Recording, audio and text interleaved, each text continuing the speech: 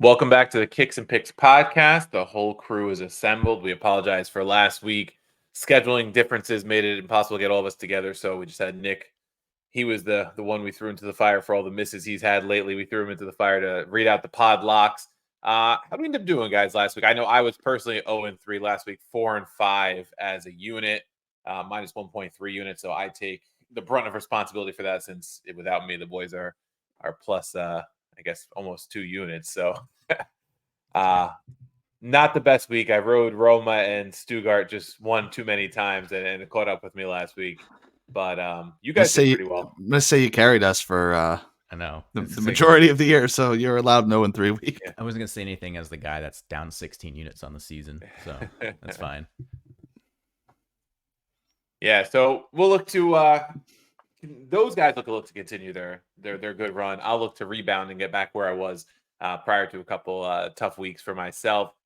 Couple decent matches around Europe this week. Not nothing top of the table clashes or anything like that, but some interesting ones to say the least, especially in the league. The weird point in the season where the title races are pretty much over. It is over in Italy. It's pretty much over in England. I think Arsenal have like a fighter's chance just because they have 2 games in hand right now. So City are technically like 5 points back, or will be 5 points back in the table. But I think at this point, if you look at City's schedule, there's really no challenges there left except for maybe the Spurs game.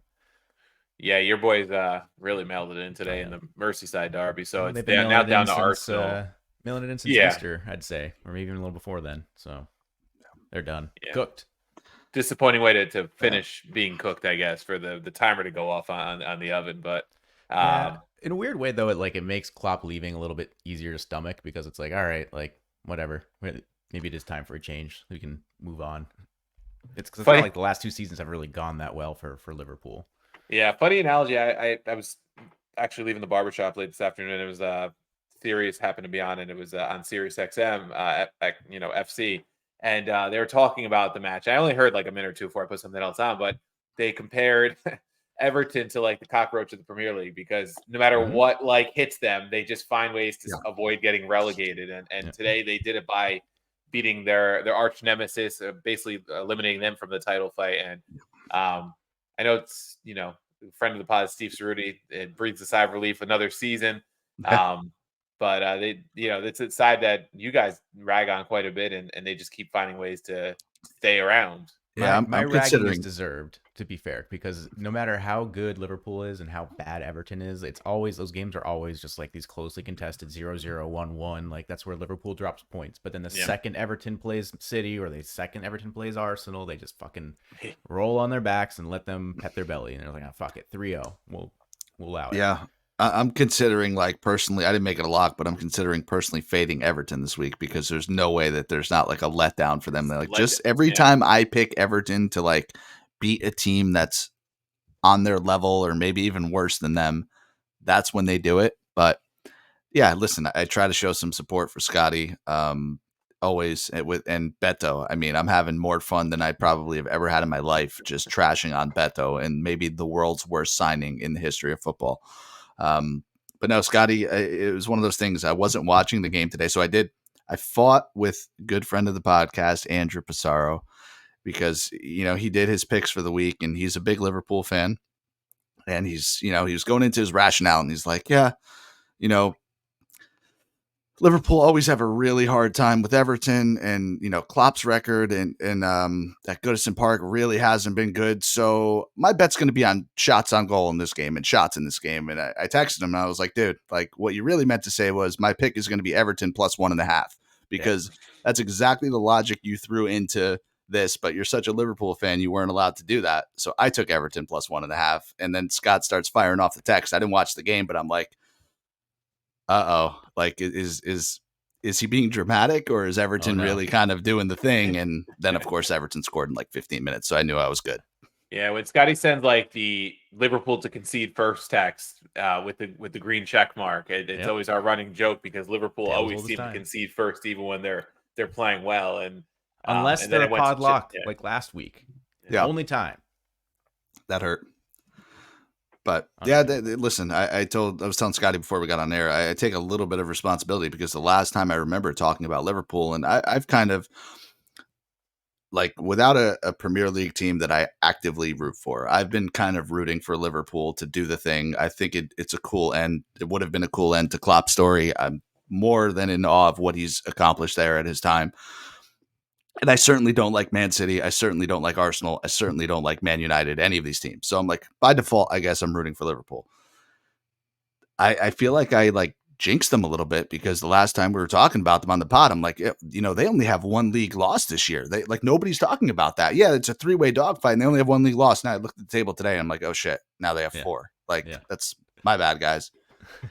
No, not the time to start piling those up. Yeah. And speaking of tales of as old as time, dude, Salah comes back from AFCON every year and just plays like dog shit. Yep. So you said that at the beginning of the year. That's if we go back to like the Liverpool and EPL preview, like Scotty said that. Yeah. So that, I think now too he's older, right? So now like those mid-season international tournaments where you're really giving it all for your country, they wear on you. He's older and he's kind of revised into this like creator role because, you know, he just doesn't have the same pace. But then when you're a creator and your, you know, fellow forwards are Darwin Nunez and Luis Diaz, dude, like these guys can't finish to save their lives. So it's like, dude, you're gonna have to create like 5 XG a game just to get a goal. Yeah. So it's just, it hasn't been a good match. So I think Liverpool are gonna have to do some. I mean, they're getting a new manager. They have to reconfigure that front line. I could see both wingers, Diaz and Salah, moving in the summer. We'll see what happens. Yeah. So that now, City still has to play their 33rd match. They have 2 matches in hand right now. On Arsenal and Liverpool, they're on 73 points. Liverpool 34 played, 74 points. Arsenal 77. Looking just quickly, I know it's not on our agenda, so to speak, but just looking at their last bunch of matches here. Brighton away tomorrow. We're recording on Wednesday, so by the time most people listen, they'll have played Brighton on Thursday. Away to Nottingham Forest on the weekend. Home for Wolves. Away to Fulham. Away to Spurs. Home for West Ham to close out the season. Is there any way they don't get the points that they need? So say they win tomorrow, say after 33 matches played, they still have a match in hand. Like, is there any way they don't pass Liverpool? Like, do they drop enough points to not Liverpool, rather Arsenal in the table? Not a chance. And I'll tell you why, because I said it, I've probably said it on this podcast twice now in each of the last 2 seasons. Once you get to January, City don't lose. And if you look at their form, aside from their 1 loss in Champions League, which was really not really a loss, it was a draw to Madrid, and they lost in penalties. You got to go all the way back to December 6th for their last loss against Aston Villa. In that time, they've rattled off, I don't know, man, dude, looks like it's got to be like 21 wins and like 2 draws in that time frame. So they just, once it gets to this part of the calendar, as someone who's had to try to like keep pace with them and know that like, hey, we got a 2-point lead, and if we can just, you know, win out for the last 3 months, we can win this, and that's what you have to do. They just don't. So the only one that's maybe a question, like I said, is away to Spurs. But, you know, at that point, that's the second to last game or third to last. Like, I don't know what Spurs are really going to be focused on. I think this weekend is really their final Super Bowl. If they can get a result here, then they can mentally check out for the rest of the summer. Yeah, and I'm in agreement. What I'll say is I think them being out of the Champions League is the supreme catalyst to that. I mean, this is what they have left to play for. Right. So they're going to go all in now. 100% of their attention on the league. That's tough to go up against. I think Arsenal have to run the table to have a chance. That just, quite frankly, I agree with Scotty. And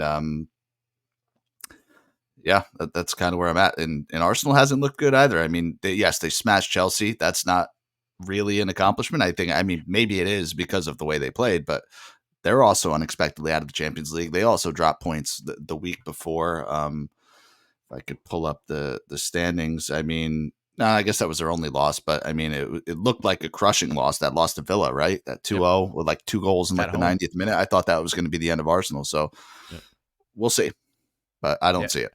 I think Arsenal. Yeah, I didn't realize City has only dropped points in 3 matches or so since 4 games that loss since Christmas. Yeah. And they were draws, so they didn't lose any ground to Arsenal. They didn't lose any draws to Liverpool, draws to Chelsea, and then Crystal Palace is the one anomaly. But fucking Palace smoked Liverpool, so I guess it's not much of an anomaly. Yeah, so it ends up being a net gain in the end. It's a like point net gain there. Crazy. It's a season where De Bruyne missed the first entire half of the season. Haaland has been like okay. Like he's been good, right? But like he's not been quiet Haaland. 20 goals, if Yeah, we're being like, honest. Like the quietest 20 goals on the planet. right. So and I think even like Ederson's been hurt for much of the last month or so, month and a half. Like they haven't had their keeper, but they're just inevitable. And again, talking about like making a little easier stomach for Klopp leaving, like, Liverpool probably aren't going to be competing in the league for the next 5 or 6 years. And I'm kind of okay with that because this need to be perfect has kind of taken away the joy of winning matches and just makes losing and drawing matches like unbearable. So if you can get back into where, hey, our goals for the season is just top 4, it makes the game a little bit more fun to watch. And maybe that's just my like weird thinking. Can't relate. That might just be my cope. Yeah. Maybe that's what I'm coming. Yeah. It's all right. Nick and I don't know what it's like to have the expectation of winning a title. Right. Our goal, our stated goal by our clubs every year is finish top 4, and does not always happen. I don't even know that that's Lazio's stated goal. Like, that's Roma's stated goal at least every year, and it hasn't happened very much in the last 5 years. So. But that's what we say, like, every year when we come in to do our, like, Serie A previews. Like, we always say Serie A is the most interesting league because there really isn't that, like, one team that just sits at the top of the table and, like, is just, like, near impossible to beat, right? Like, I guess it happened in Bundesliga this year where you get a new, title winner. But aside from that, like, Spain, you're getting either probably Barcelona or Real Madrid. Yeah. In England now, it's always going to be City. In France, it's always going to be PSG. In Germany, it's almost always going to be Bayern. Yeah. Serie A is the last real top league in Europe where you're gonna have like a potential 3 or 4 way race for the title at the beginning of the season at the very least. It might come down to 2 or 3, and it's usually different teams, over the course of the last couple. What is it? 4 winners in the last 5 years? Yeah. Now that the Juve Inter's the only team that's won twice, I think, in the last 5. Yeah. And to be fair, the title race in England lasted pretty long this year, but in the end, it's City. The cream rises to the top, they say. It's just that they have just so much money and depth in the way they're built. And then, with Guardiola, you have, the best manager, especially with Klopp leaving. Pep is the important part. I think when Pep leaves, because they've had money for a while, right? Yeah. Mancini was there and they had money and it took them a little bit to get to the top. Yeah. But I think when Pep leaves, you're going to have the right manager and come in and, I don't know who that is. It'll be really interesting. I think people are under the assumption that they're going to go after Arteta, but I don't know. I think that's a tough one. Yeah. And it's one of those things like, sorry, just to close the loop, like it would be a million times more meaningful to win with Arsenal than it would be to win with City. Oh, yeah. 100%. Or Liverpool, right? Like it means so much more when that actually happens. It just sucks that Liverpool's one fucking Premier League title with Klopp happened to be the COVID year. And so there was really no celebration. And it was like weird because they had wrapped up the title in March and then they needed like 4 more points. The season gets postponed for 3 months and then they finish it out. And it felt, I don't know. Yeah. It just doesn't feel like as authentic or like a little bit of blue balls on it. Yeah. It just doesn't, you don't get it. Yeah. It's the same thing when, Totio has always said, and he said it in his autobiography, like winning in Rome felt like winning 10 at Juve or one of these bigger clubs because it just doesn't happen, right? The one Scudetto he won at Roma it meant so much more. And it feels like that's going to be the way for anybody in the Premier League as long as Pep is at City and City's got the money that they have, and there's no FFP repercussions for all the spending they do or anything like that. So certainly, and Arteta feels like that would be an awkward hire if it were ever to happen. So yeah. Speaking of Arteta, his Arsenal side in their fight to just keep alive in this race and pray that City drops points somewhere, anywhere.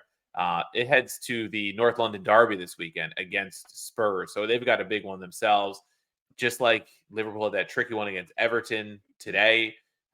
This is a more quality Spurs side than Everton is on paper, but having a much better season. So it's a tough match for Arsenal.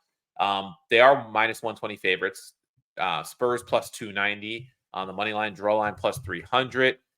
Over is set at 3.5 plus 115. The under 3.5 minus 150. So this is probably one where you got to look to the over 3 if you're looking to play an over underline. I think at a reasonable number, especially if you're looking under.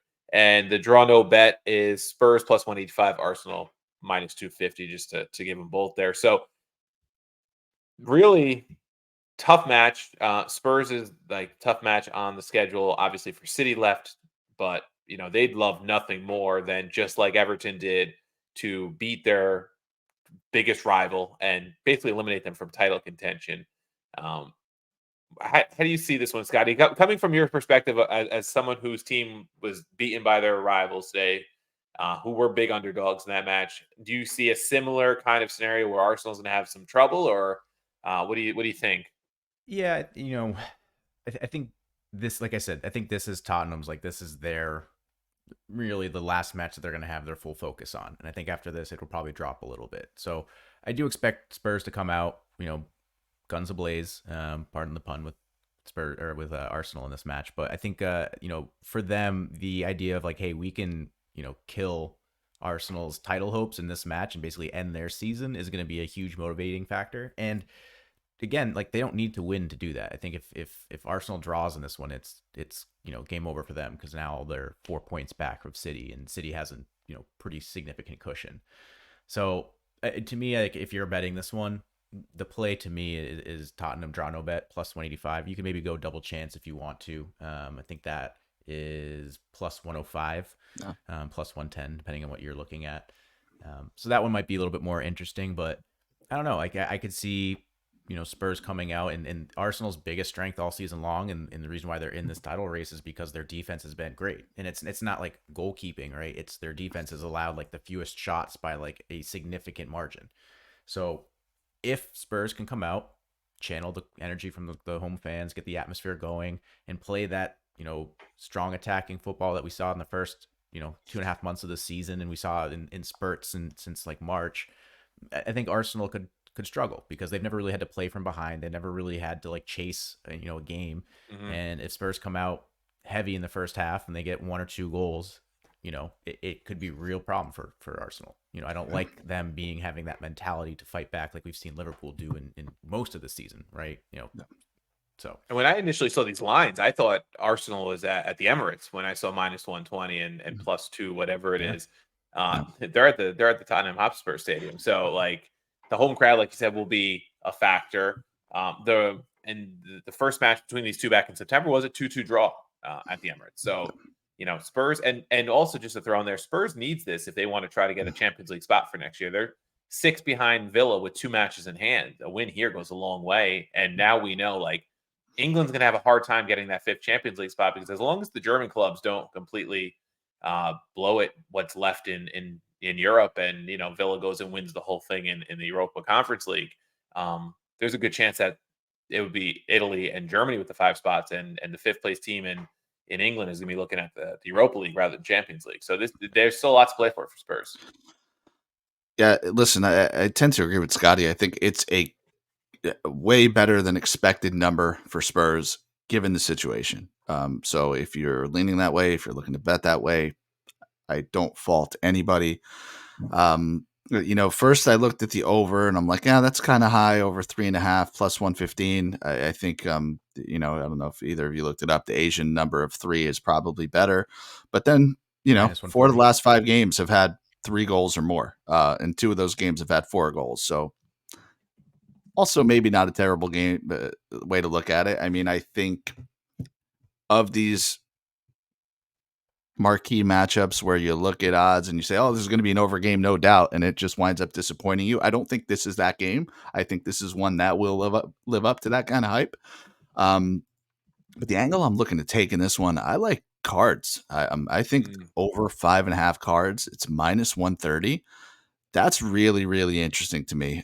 There's been more than 5 cards in 5 out of the last 7 of these head-to-head matchups. I also think a really sneaky play could be red card at plus 240. I'm not saying risk a full unit on it, but 2 of the last 4 matches these guys have played have had a red card. So those are cool. If you have like, will a penalty kick be awarded bet? Not every book has that. Not every state has that.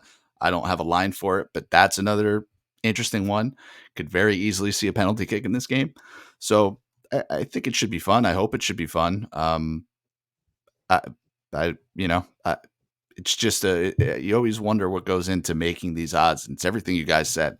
It's home versus away. It's situation in the table. It's recent form.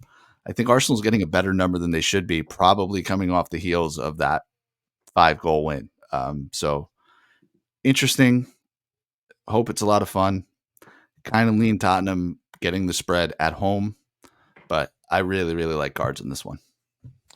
Yeah, cards are never a bad play in some of these intense derbies. We see it all the time in the Rome Derby, right? We talked about it.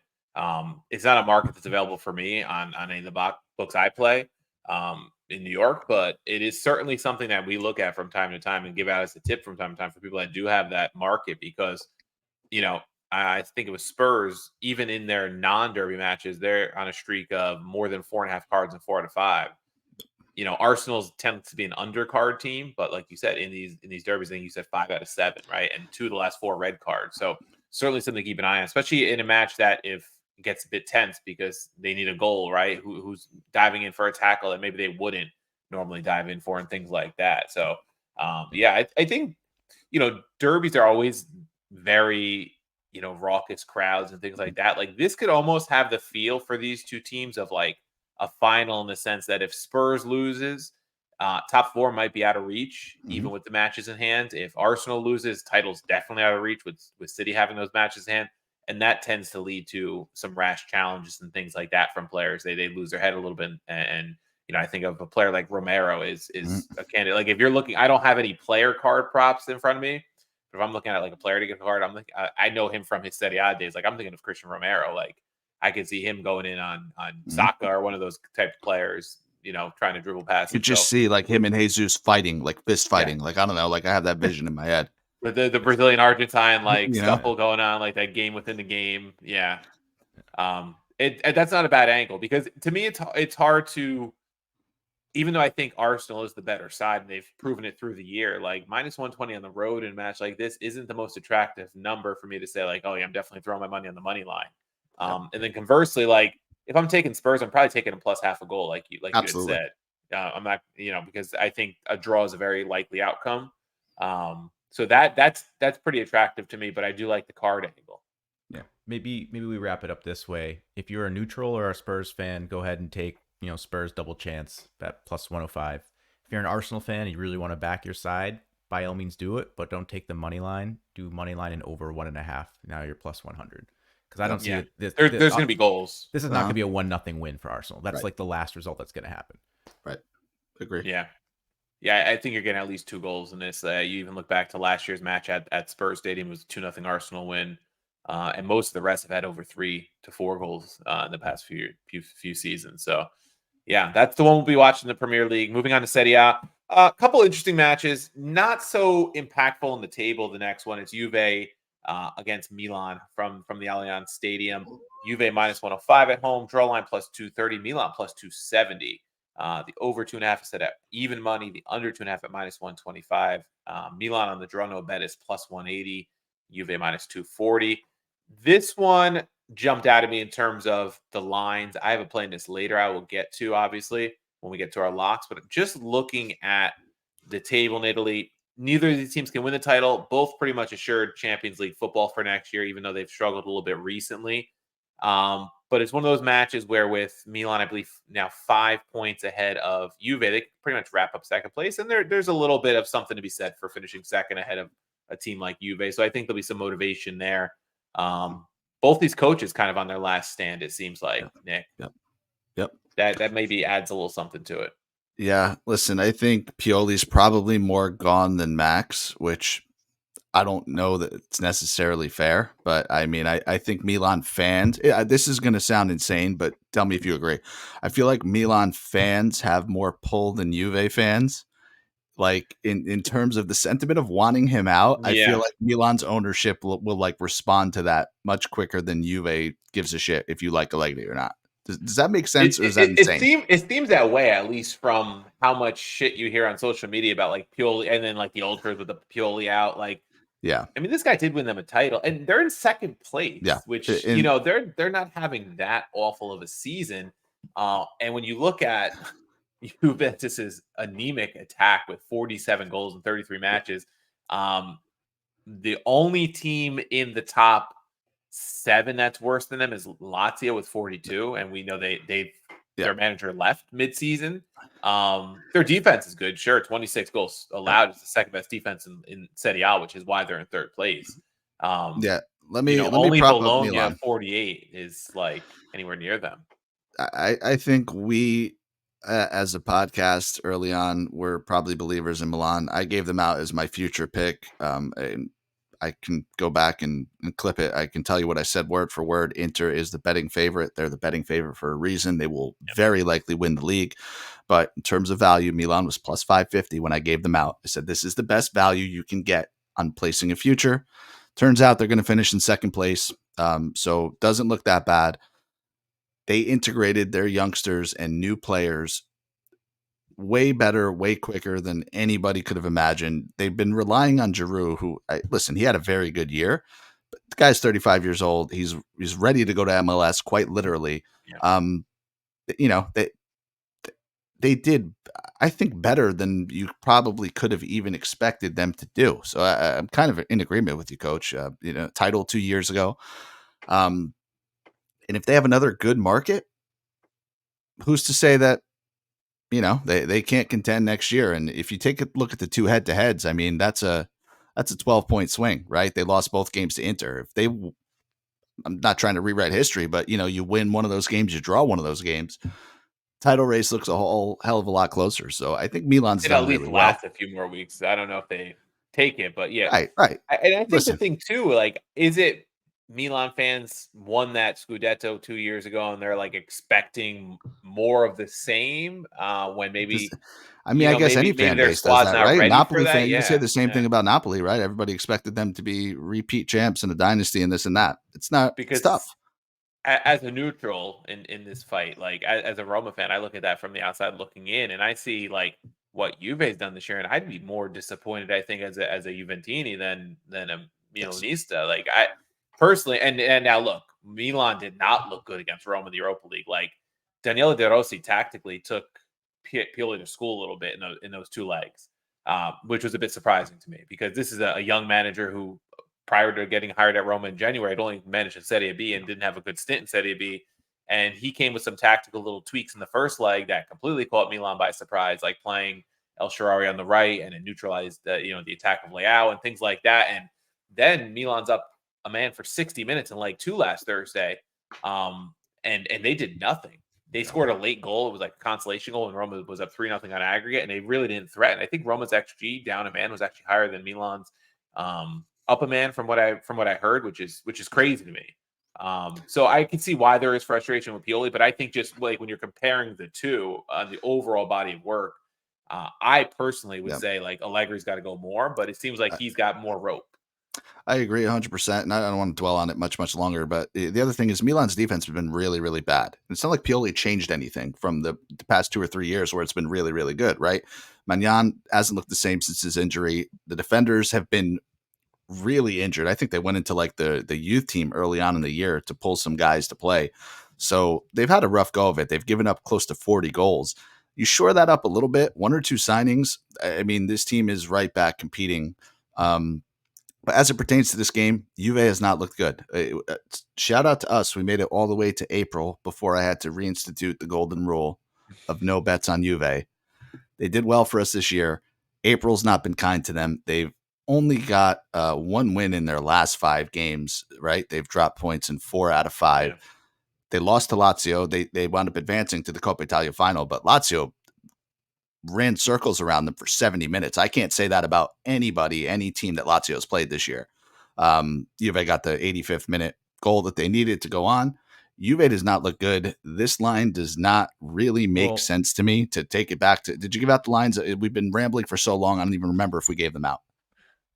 We did, yeah. It's, okay. Milan's plus 270, we said, and yeah. I'm not going to ruin it because I'm more than sure there's a pick in this game, but just taking Milan on the spread has to be a fucking play in this game.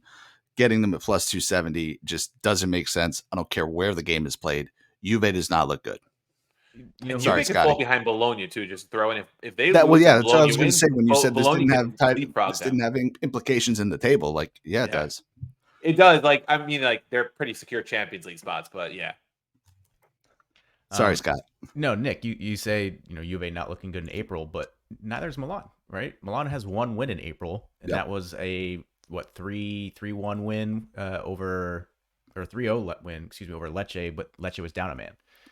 Since then, they've lost to Roma. They were lost to Roma twice.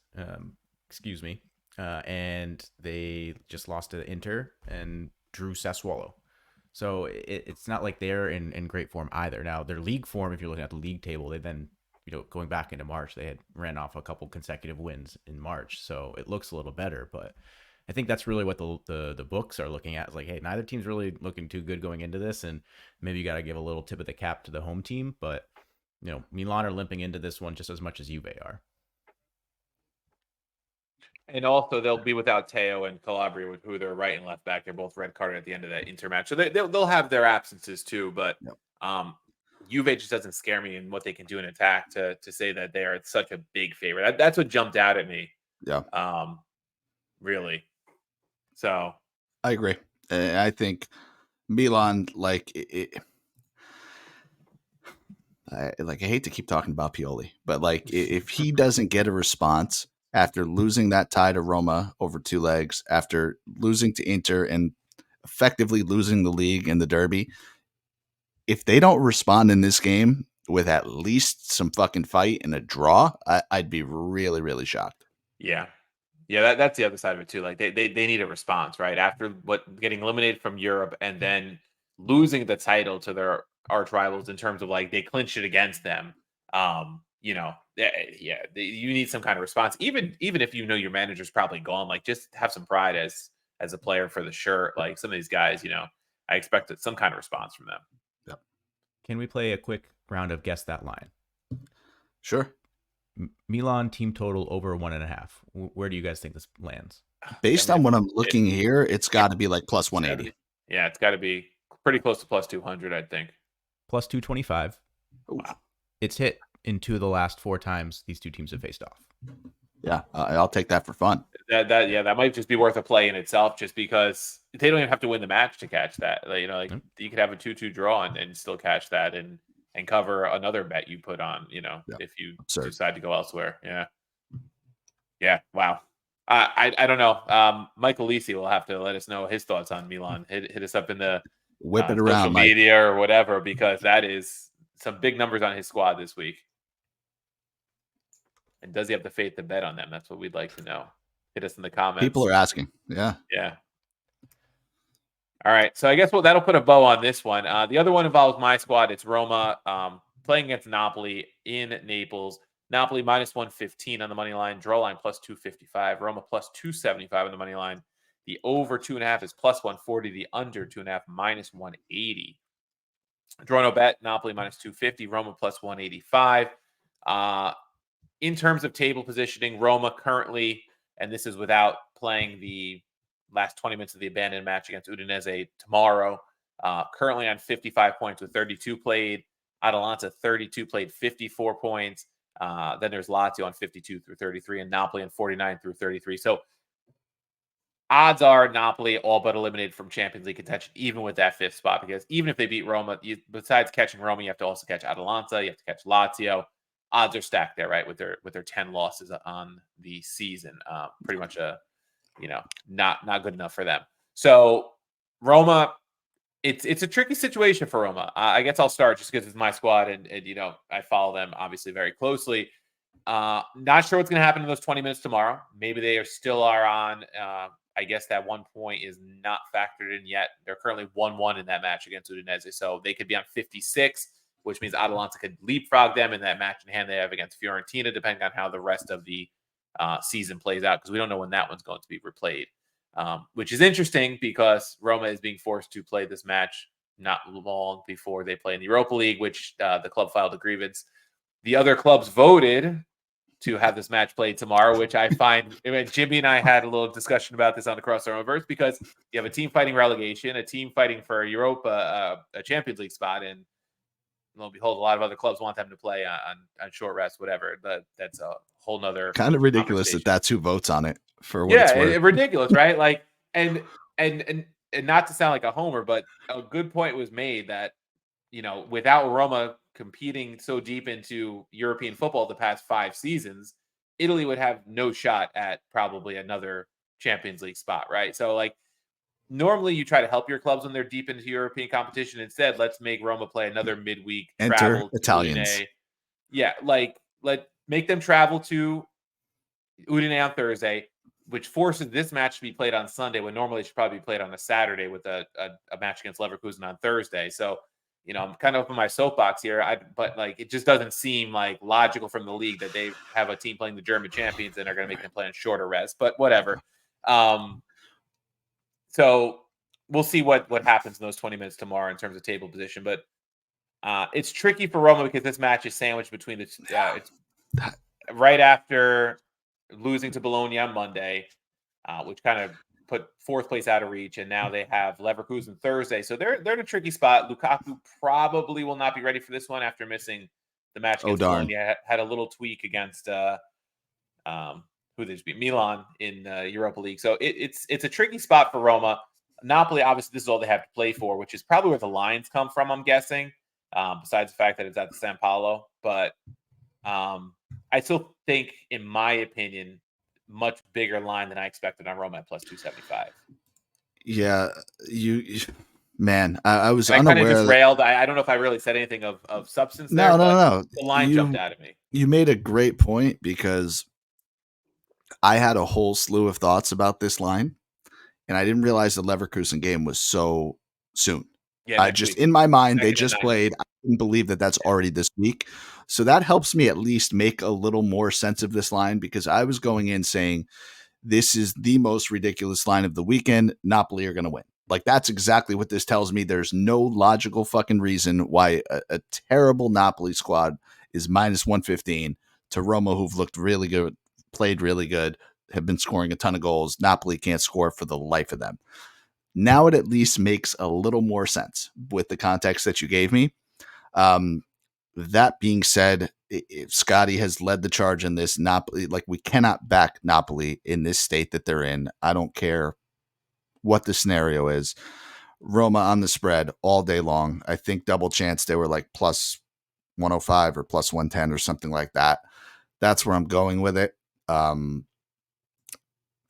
Could they be looking ahead? Potentially, but I don't think they could afford to slip up in the league. So this could be the final nail in the Napoli coffin, quite honestly. If they had like a 4 or 5 point advantage over Atalanta and Napoli and Lazio and all these teams, and they were pretty safe. Atalanta was fucking cruising right now. I'd say, you could rotate pretty heavily and focus on Leverkusen. Roma's not in that. They don't have that luxury right now. They've got to still kind of balance both competitions. A couple of years ago, or even last season, Mourinho kind of had to make that choice. Like, it's Europa League's our only path to Champions League. We're going to have to sacrifice the league a bit. De Rossi doesn't have that luxury right now. Yeah. I mean, again, I don't want to be a broken record. I've said it for 5 months now. I think it was back. I think it started back in like middle of October. We were trying to decide if Napoli were, going to be ruled out of the title chase. And I said, I don't even think they're still in the title chase at this point.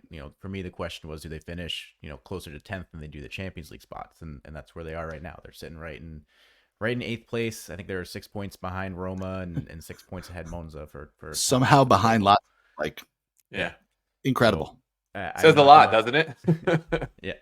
So I'm not going to do anything. I'm not going to change a tune here. I may or may not have a pick in this, so maybe I'll save that. But yeah, I mean, I agree with you, Nick. It at first glance, it seemed like a rat line, but I don't think you can overthink this one. I think it just, Roma's been the better team. Napoli have struggled again. Another team that struggled in, month of April. And I think Roma needs a bounce back. They had a pretty bad loss, against Bologna, whatever, a week and a half ago. I think they need a bounce back. So I would back Roma here more so than Napoli. Yeah, and it's either going to be they're either going to be coming in with drop points against Udinese, knowing that Atalanta has that game in hand, or they come in maybe finding a goal in those 20 minutes of that abandoned match, and then they have a little momentum, and they're like, we could kind of take 5th place for our own because that match in hand doesn't matter as much.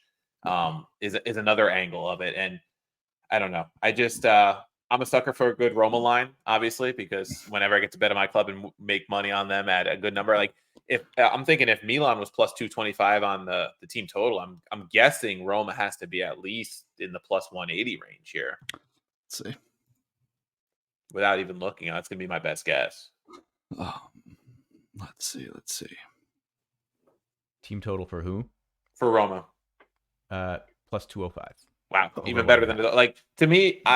I'm a sucker. Anytime they have a number like that under De Rossi, I take it because they seem to be clicking for the most part on offense. I don't know. Even without Lukaku, I might take a shot at that. Napoli team total over 1.5 is -110. Like, that's insane. When was the last time they scored 2 goals? Yeah. That game they came back against like Cagliari or Monza or whoever it was where they scored a ton. Yeah. Outside of that one game, like when the fuck did they score 2? And that's like recency bias because Roma got torn up by Bologna a little bit, but Roma hadn't been giving up a ton of goals lately either. Now you guys got to make me go look at fucking stats. Well, let's see. Let's see. Nick has to do a little work now, everyone. Nick Napoli. No. I just mean like, I wasn't planning on going that way, and now I have to go this way. Yeah. Sorry, Scott. It's really against just the it's they scored 2 against Frosinone. They scored 4 against Monza. That's it. Over their last 6. Yeah, 1-1 Torino. Barcelona, obviously they got smoked. 1-1 Inter. They lost 3-0 to Atalanta. They lost 1-0 to Empoli. Like, what the fuck makes you think Napoli's going to score 2 goals against a Roma team that's been good? Something is fucked up in this line, and like I might take under 1.5 for Napoli. Not an angle I usually play with team totals, but never. It might be. It's maybe the third time in the history of this podcast I've advocated for an under anything. Yeah. I hate betting unders, especially betting like player props in American sports, but like there's sometimes it just seems too good to be true. I don't know. This might be one of them. Yeah. And for you to say it, I believe it a little bit more because it's not coming out of my like Roma, like tinted, like, like it's just the trajectory of these two teams could not be more opposite. But the only sense I can make of it is what you said, Leverkusen's next week. Yeah, that's the only thing I can think of. So those are our 3 feature matches this week. We do have some picks in a few of these in our locks of the week, which we will get to here. On the season, we are absolutely even on the year. Wow, we are like that mid-table team right now. 153, 145, and 16 comes out to even units. But in 2024, we have picked it up to get out of the relegation zone and get to that mid-table spot. We are 70, 53, and 11 plus 11.2 units in the calendar year. So trending upward. We're going to look to continue trending that way upward and finish the season in the green. So Scotty, kick us off because you have one right here in the match we just spoke about. Yeah, I mean, I think I'm going to go for the record here for biggest unit win for a single pick. And it's because I'm taking Roma money line at plus 275 for all the reasons we just discussed. Like my only thing I've been right about this season has been how bad Napoli could be. Yep. So I think this is my last chance to kind of like ride that, to the finish line and cash in on it. So I'm not going to take Roma draw no bet. I'm not going to take Roma double chance. I get those are all safer plays. Like I genuinely believe Roma are going to win this game. I don't want to lose out on that value. We played, I think it was 2 weeks ago, we took Aston Villa as the podlock plus 1.75 units or plus 1.75 goals, and it was minus 130. They won 2-0 on the money line. So I'm going to try to, make up some ground here. I'm down 16 units. So worst case scenario, I end up down 17. Not a big deal. And I'm just going to take Roma on the money line. I like it. And you're talking me into betting my team money line. Like you guys are talking them up. So it's not me just putting them out there as a podlock because they're like plus 125 anymore. Now it's. And when we come back next week, we're either going to be the rightest we've ever been, or we're going to say, yeah, okay, we said it. Napoli was minus 115 on the money line. It didn't make sense. Of course they won. And it's a win-win for us. I'm really not even doing this about Roma. Like the only team I've been right about consistently, there are 2 teams. It's Chelsea and Napoli. And so I'm just going to assume I'm going to be right about Napoli on this one and that they're going to lose. All right. Works for me. I hope you're right. So my first lock of the week is actually the other Serie A match that we just discussed, and it's Milan plus half a goal at Juve at minus 115. Like I said before, is this line series is like the money line series at plus 270. I'm not going to trust necessarily in the money line because I could definitely see a draw here. I could even see him losing here, but just when I see plus half a goal at minus 115 with the way Juve's played, like we said, neither side's been great. I'm shocked that Milan have such a big number. And they could lock up second place and even put Juve in the spot of dropping to 4th place with a win here. I think there'll be that bounce back. I think there's going to be that pride from the Milan players. And not for nothing, like Juve said, Nick said Juve is banned. So might as well just fade him here. Fact. Love it. Let's get it. I'm going to go to my team, Lazio, over 1.5 team total. It's minus 120. You're looking at me, but you will soon see why. They are playing Hellas. Lazio did score 2. That's 2. 1, 2. Against Juve. but they really honestly could have had 4 or 5. And I'm forcing myself to call that progress under Tudor. And I think for any shot for Lazio to have a shot at top 5, they need to pretty much run the table. I think they have one matchup against Inter, who, now maybe it looks a little bit easier because Inter doesn't really have much to play for. Still not going to be easy, but they pretty much need to win every other game outside of that. I think 2 against Hellas is absolutely mandatory, -120. This is a win-win as far as I'm concerned, because either it hits and we win the bet, or it doesn't and we get the version of Nick that I love the most, which is when he loses a bet on Lazio. I find I don't enjoy his misery, but I do find that version of Nick on the podcast very entertaining. So well, here I'll even take it one further. If Hellas fucking get result here, we have another year of fading Hellas. That's that. They're pretty much safe if they get points in this game. That might be the first podlock of next season is Hellas to lose and probably over 2.5 goals. Yeah, result here, and they're feeling pretty good about themselves. All right, I will move on to my second lock of the weekend. I'm taking Wolves and Luton Town, both teams to score, and the over 2.5 parlay. It's -120. Luton Town are down bad right now. They are running 10 losses in their last 13 matches. There was a time where I said, hey, they might be the team that gets out of the relegation zone of these newly promoted teams. That's done. They are cooked. But the good news is they're at least a fun team to watch. There's been goals all over the place. I call it a goalapalooza. Both teams to score has hit in 20 of their last 23 matches, which is a crazy run. I think West Ham did that to start the season, and we made some money off of that. And not only that, but in their last 7 matches, so not really a small sample size, there's been 29 goals scored, which is a better than 4 goals a game average. It's crazy. Wow. So this one feels like it's probably going to be the most fun bet you'll place on the weekend, because there's going to be goals, and you just have to root really for this over 2.5 to hit. Because I don't see a game, or I don't see a way where neither Wolves or Luton Town don't score in this. VAR, because Wolves VAR lost me today.